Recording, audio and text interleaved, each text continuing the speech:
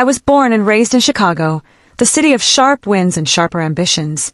I'd always believed that if you worked hard enough, you could carve out a space for yourself here. I wasn't flashy, I wasn't political, and I definitely wasn't the kind of person who played office games. I was just consistent. Show up early, stay late, deliver results. That was my code. By the time I was 32, I was a mid-level project manager at a mid-sized consulting firm on the north side. It wasn't glamorous, but I liked it. My job was to take a mess, half-formed client ideas, scattered data, conflicting objectives, and shape it into something tangible. My desk was my workshop, my whiteboard my battlefield.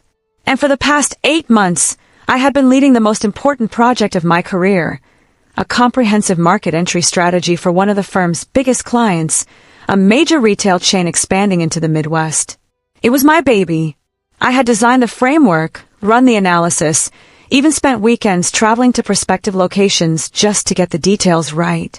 I poured myself into it because I knew, if I nailed this, it could finally mean the promotion I'd been quietly chasing for years. Mark Reynolds, my direct manager, was the opposite of me. Tall, charismatic, always with a smirk like he knew a joke he didn't. He had a way of making people feel like they were in on something with him, until they weren't. I'd heard whispers about him taking credit for junior staff's work in the past, but I had brushed them off. That's office gossip, I told myself. Besides, he had always treated me well. Until the morning of the presentation. The conference room was packed. Executives, board members, even the CEO. I dressed carefully that day, pressed shirt, polished shoes, presentation notes neatly organized. Mark had told me earlier, "Don't worry, Daniel, I'll handle the talking, but I'll give you your moment to shine." When he began, I sat ready, expecting to step in when he called my name. But as the minutes passed, a strange heat crawled up my neck. Slide after slide, my slides flickered on the screen, and he spoke about them like they were his own work. "I developed this analysis over several months," he said smoothly, gesturing at the data I had gathered. "I personally conducted site visits in Illinois and Indiana. That was my handwriting on the notes, my photographs, my insights. I tried to speak, but he moved so quickly, so confidently, that there was never a pause. A few people glanced at me, confused, but most just nodded along. And then came a dagger. "In the final stages," Mark said, smiling broadly, "I pulled the team together to make this vision a reality. It was a challenge, but I thrive under pressure." The applause was polite but warm. Not a single word about me. Not even a nod. When the meeting ended, people congratulated him. One executive clapped him on the back and said, "Brilliant work, Mark. You really carried this one." I walked back to my desk numb. Sophie, a coworker and one of the few people I trusted, slid a cup of coffee toward me.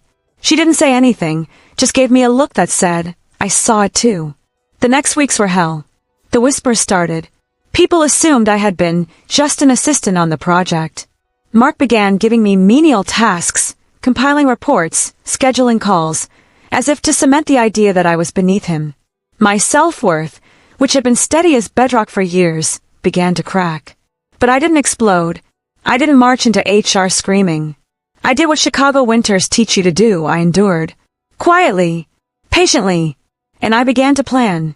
It started with a single email. An old message from Mark thanking me for owning the project from start to finish. I flagged it. Then I dug into my files, draft reports with my initials in the metadata, travel receipts in my name, emails to the client with my signature, timestamp spreadsheets showing I was working on weekends. I didn't know when the opportunity would come, but I knew it would.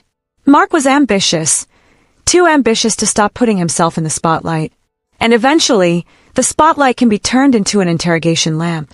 That chance came 3 months later at the company's annual board review. The same client project was being revisited to showcase our continuing excellence. Mark was, of course, leading the segment again. The boardroom was larger this time, a long mahogany table gleaming under recessed lights. The air smelled faintly of expensive coffee and tension.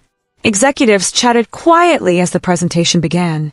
Mark was in his element, basking in the praise, clicking through updated slides that I had, once again, prepared for him.